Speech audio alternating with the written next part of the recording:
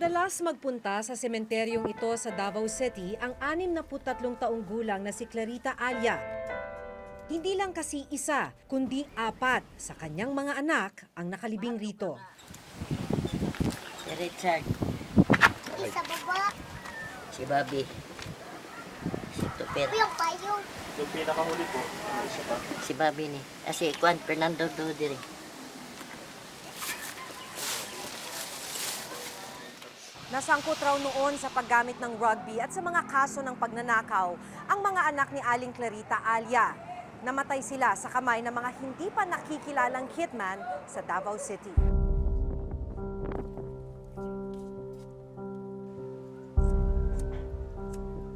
Unang pinatay sa saksak ang 18 taong gulang na si Richard noong July 17, 2001.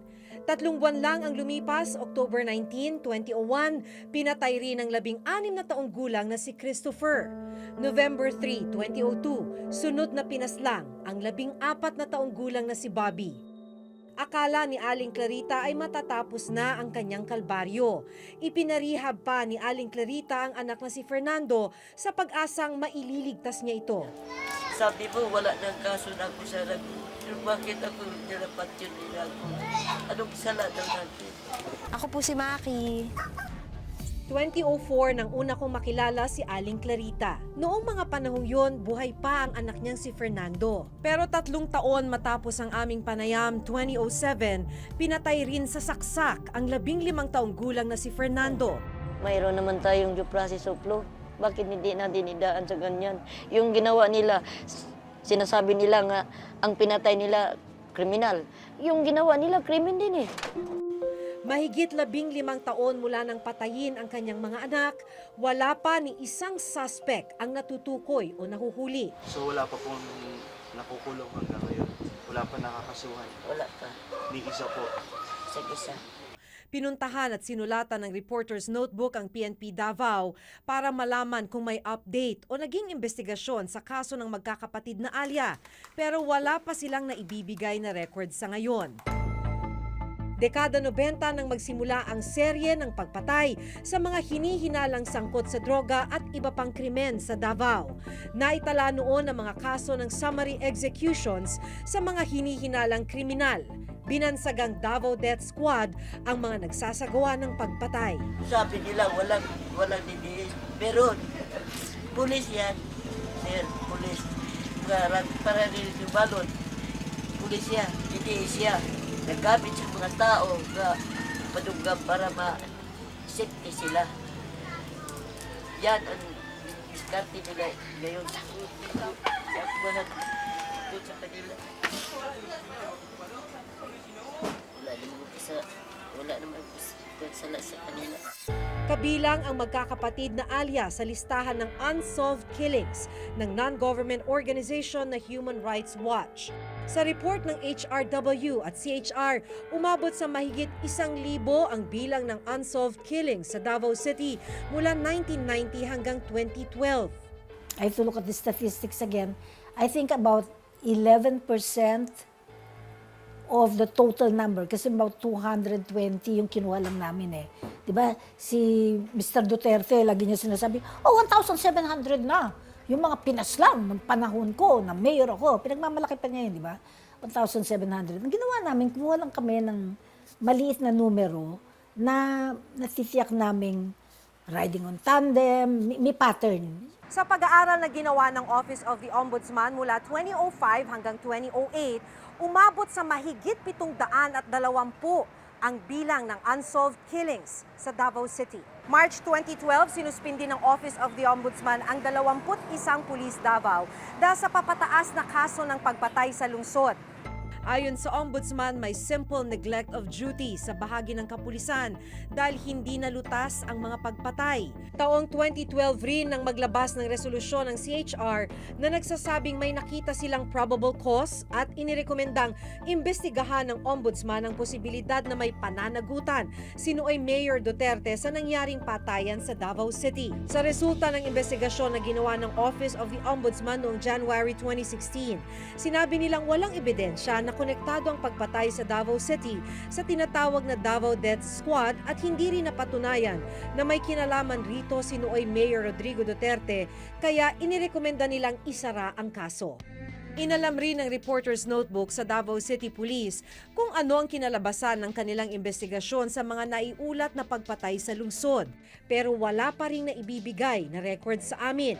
Sa isang text message na ipinadala sa amin ng Davao PNP, sinabi nilang kailangan muna nilang maghintay ng approval ng Regional Director bago makapaglabas ng anumang dokumento sa amin. Ilang beses na rin pinabulaanan ni Pangulong Duterte at ng kanyang mga tagapagsalita ang mga alegasyong siya ang nasa likod ng Davao Death Squad. Yung kalaban ko naman, every time may mamatay sa Davao, whether or not really killed by the police, or killed by the cohorts, or killed by the husband of his lover, if it was a gunshot wound, violent resistance, sa ibigay na yan sa akin. Kill, kill, kill. Ginamit sa eleksyon. Wala rin daw ni isang kasong naisampa laban sa kanya kaugnay ng DDS. Walang ebidensya. Baka puro aligasyon lang yan. Madali lang naman gumawa ng aligasyon. Pero kahit isinarado na ng ombudsman ang kaso tungkol sa pagkakaroon ng Davao Death Squad noong Enero 2016, ilang buwan lang matapos nito magaganap ang pagsisiwalat ng dalawang personalidad na nagpakilalang miyembro ng Davao Death Squad.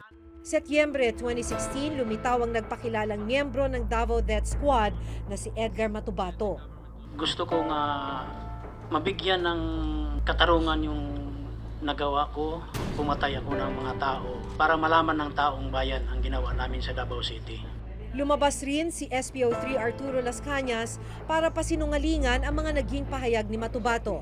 Wala pong Davao Death Squad, Your Honor. Media hype lang yan. Pero kalaunan, binaliktad ni Las Cañas ang mga nauna niyang pahayag. Totoo po ang existence ng Davao Death Squad o DDS.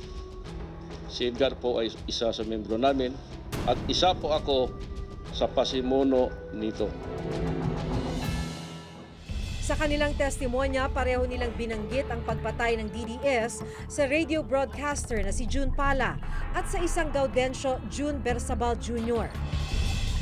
Do you solemnly swear to tell the truth? Nitong Lunes, muling humarap sa Senado si SPO3 Arturo Las Cañas. I would like to ask for an apology and an understanding. The reason, Mr. Chair, why I make my public confession last week, because of my desire to tell all the truth, not only because of my spiritual renewal, but the fear of God. Marapat lamang na maliban sa iyong salaysay, may maipakita pa kapang bukod at ibang ebidensya. Kung wala, ay maaring masayang lamang ang oras ng mga tao dito dahil baka walang kahinatnan ang isinasagawa nating pagdinig sa araw na ito laban sa sino mang mga taong idinadawit mo. Kabilang sa mga bagong detalyeng binanggit ni Las Cañas ay ang pagbibigay raw sa kanila ng utos ng anak ni Pangulong Duterte na si Vice Mayor Paulo Duterte. Ang sabi niya sa akin, pag dumating ang ban sa Davao, hulihin mo si Charlie Tan. Pero bago ako magadating, tumawag si Vice Mayor Pulong.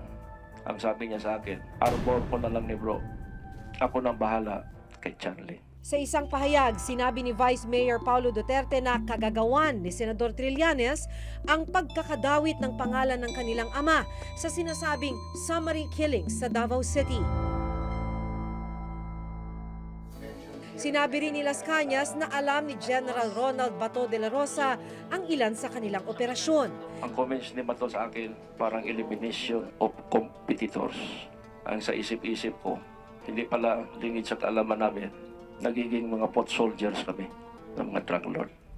Sa isang panayam noong Martes, sinabi ni De La Rosa na hindi muna siya magkokomento sa mga pahayag ni Las Cañas. Ipauubaya na raw niya sa Senado ang investigasyon. Hintayin na lang natin. Hintayin natin mag-investigasyon.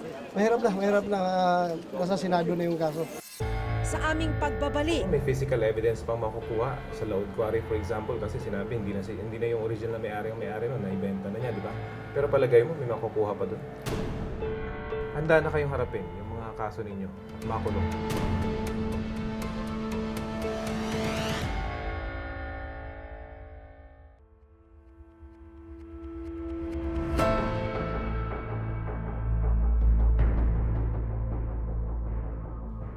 Sa nakalipas na pagdinig sa Senado, ginisa ng mga senador si SPO3 Arturo Las Cañas, ang dating pulis Davao, na nagpakilalang miyembro ng Davao Death Squad. Sa panayam ni Rafi Tima, hihimayin ang mga naging pahayag ni Las Cañas. Hinihintay lang namin yung susundo sa amin para makausap na itong si Las Cañas. Sabi nila, alas 7 ng umaga. Kami raw yung unang mga miyembro ng media na kakausapin itong si Las Cañas. Sa isang safe house, nakausap ng Reporter's Notebook si SPO3 Arturo Las Cañas. Tinanong ko siya kung ano talaga ang motibo sa likod ng kanyang pagbaliktad. Binabanggit niyo lagi spiritual renewal, pero parang ayaw maniwala ng mga senador sa inyo. Pinagdududahan nila yung strength ng spiritual renewal niyo. Na-explain ko naman yun, bakit ako nagsinungaling. Una doon is seguridad ng pamilya ko. Pangalawa, kasama ko yung pinaka-core group ko noon. Una sila si Sane Binaventura, nandoon sila Jimtan, alam ko yung kapasidad nila eh. Pwede ubusin nila pamilya ko. And then 2 months away na lang, mag-retire na rin ako. Bakit nagbago ang isip ko is hindi nagbago. Meron na sa isip ko na one day talagang ipalabas ko ito. Itinanggi naman ng mga nabanggit na opisyal ng PNP ang paratang ni Las Cañas. Masama ang loob nyo dahil lahat ng mga gusto nyong pasukin daw na business ni-reject kumbaga. Wala naman akong pinasukan na kontrata. Yung sinabi ni Senador Ejercito, walang katotohanan yun. Tinanong rin namin ang tungkol sa hindi pagkakapare-pareho sa kanyang testimonya, gaya ng detalye ng pagkakapatay sa pamilya ng isang Mr. Patasaha. Kaharap ka ba mismo ng ginawa o narinig mo lamang yung tunog ng suppressor? Narinig ko lang po. Napatay po ang buong pamilya sa harap ko using alin po ang totoo rito ngayon? Yung inyong affidavit o yung sinabi sa inyong press con? Magkaiba eh. Nandoon ako sa labas pero I consider na nakita ko. So mali yung nasabi mo sa press con? Nakalimutan mo? Baka naano ko lang, Mr. Chairman. Please continue. Yes, narinig ko ang putok, yung sa loob ng bahay. Pero nakita ko personal, yung si Mrs. Patasaha kasi kaharap kami. Nung hinatak siya ni SPO4 Binlaod, nandoon ako sa harap niya.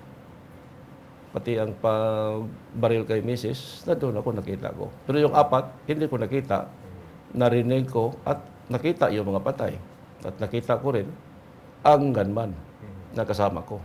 Binanggit rin niya ang pagkakapatay sa dance instructor ng kapatid ni Pangulong Duterte na si Jocelyn.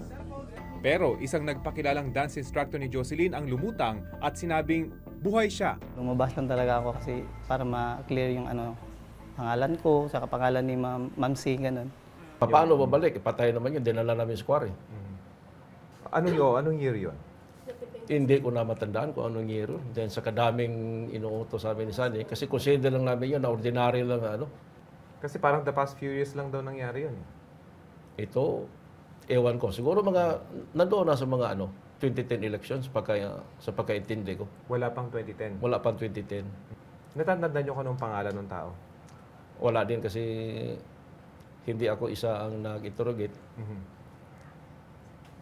Pati si Edgar, hindi nga niya maintindihan, matandaan yung anong pangalan ng tao, pati mukha ng tao. Pinuna rin sa Senado ang pagkakaiba ng ilang detalye sa testimonya ni Las Cañas at ni Edgar Matubato. Sinabi ni Matubato na pinalo ng golf club ni Pangulong Duterte ang isang nagngangalang June Bersabal. Paano po pinatay si... Hinuli muna namin sa Kaputian District, katapos dinala namin sa kang Mayor Duterte sa golf. Pagkahuli, pinalo niya ng golf ng pangpalo, naubos yung ngipin. Pero sabi ni Las Cañas, hindi raw ito nangyari. Ang mga sinasabi ni Edgar dito sa Senado is para sa akin, 90% ay tama. Hindi lang niya ma-elaborate ang iba dahil compartmentalize siya. Kinunan rin namin ang pahayag si Matubato tungkol sa pagkakaiba ng ilang detalye sa kanilang mga testimonya. Parang nalilito lang ako kaysa sobrang dami sa tagal ng sobrang daming trinabaho. Pero totoong-totoo yan, kaya ako man ang naghuli, kasama man ako sa paghuli. Kami nga ni Barsabal ang nag-away doon sa Kaputian.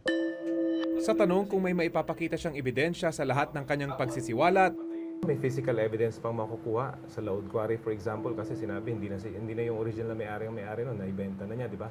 Pero palagay mo, may makukuha pa doon? Yung buong pamilya mismo maturo ko. Kasi mahirap nila yon matuntun. Dahil, hindi ko na lang sabihin. Okay. Personal maturo ko. O may effort ba kayo na hanapin kung meron ba kayong physical evidence na pwedeng maipresenta? Yung sinabi na may possible na lulutang, sa tingin ko is baka meron. Kasi meron akong natanggap na ng mga info din na may pupunta dito sa Manila at saka nag-ano pa sila ng kanilang, siyempre, seguridad. Handa na kayong harapin yung mga kaso ninyo at makulong? Yes. Dahil sa pagsasabi ng totoo, expected ko ito. Hindi kayo magtatago? Hindi. Pag may warrant of arrest kayo, lalantad kayo? Susoko ako. Una, parang nagtatago ako dahil para maproseso muna yung problema ko. Kung ipalantad din ako, miski hindi na ako, sabihan lang ako nga, bibitayin ka na, pupunta na ako. Kung titingnan ang bawat kaso ng pagpatay na binanggit ni Matubato at Las Cañas, 3 sa mga insidenteng kanilang binanggit ang nagkakapareho. Ang pagbomba sa moske, pagpatay kay Jun Pala, at pagpatay kay Jun Bersabal. Lahat ng kasong ito may record sa PNP. Ilang kaso naman gaya ng pagpatay sa pamilya Patasaha ang hindi pa napapatunayan. Wala ring police report tungkol sa ganitong insidente. Kung pagbabatayan naman ang ilang dokumento mula sa Commission on Human Rights, PNP at sa mga korte, lumalabas na bago pa man lumantad noong nakarang taon, ilang beses na palang naireklamo sina Las Cañas at Matubato simula pa noong dekada 90. Itinuturo silang sangkot sa ilang kaso ng pagpatay sa Davao City. Gaya na lang ng kaso ng pagpatay kay Jun Bersabal noong 1997. Ayon sa ilang eksperto, mahalaga na masuportahan ng ebidensya ang mga aligasyon ni Las Cañas at Matubato. Pasan ngayon ni Las Cañas na patunayan ang kanyang bagong pahayag, lalo na't may ilang pagkakaiba ito sa mga nauna niyang sinabi. Hindi masyadong pinapaniwalaan yung pagbaliktad eh.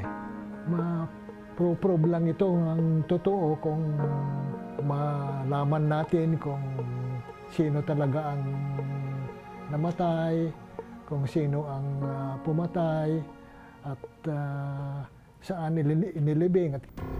Ayon naman sa kampo ni Pangulong Duterte, malinaw na walang basihan ang mga paratang sa Pangulo. Nakita na nga ng taong bayan at ng mga senador doon kung gaano kawalang halaga ang testimonya niya, hindi ka panipaniwala. Nagsisinungaling siya. Dagdag pa ng kampo ni Duterte, malinaw na paninira lang ito ng kanyang mga kalaban sa politika. So anumang pagtatangka ng paninira sa kanya ay hindi magtatagumpay. Kung meron man na destabilization against him, will never succeed because he has the overwhelming support of the Filipino. Plus, nakikita nila na napakasincere nung mama. 3 nga lang ang pinangako niya eh. Lalabanan niya ang korupsyon, papatigilin niya, o papababae niya ang rate, sisirain niya ang drug industry, illegal drug trade, at ang kriminalidad. Samantala kahapon ay muling binuksan ng Commission on Human Rights ang investigasyon tungkol sa kaso ng summary killing sa Davao City. Pagkatapos ng Senate inquiry nung Lunes, at bahagi na rin ng direktiba ng Senado na ipagpatuloy ng CHR yung ginagawa niyang investigasyon, nagkaroon ng desisyon ang komisyon na siya ay magtatayo ng isang panibagong grupo na siyang mag-iimbestiga nung nasabing kaso.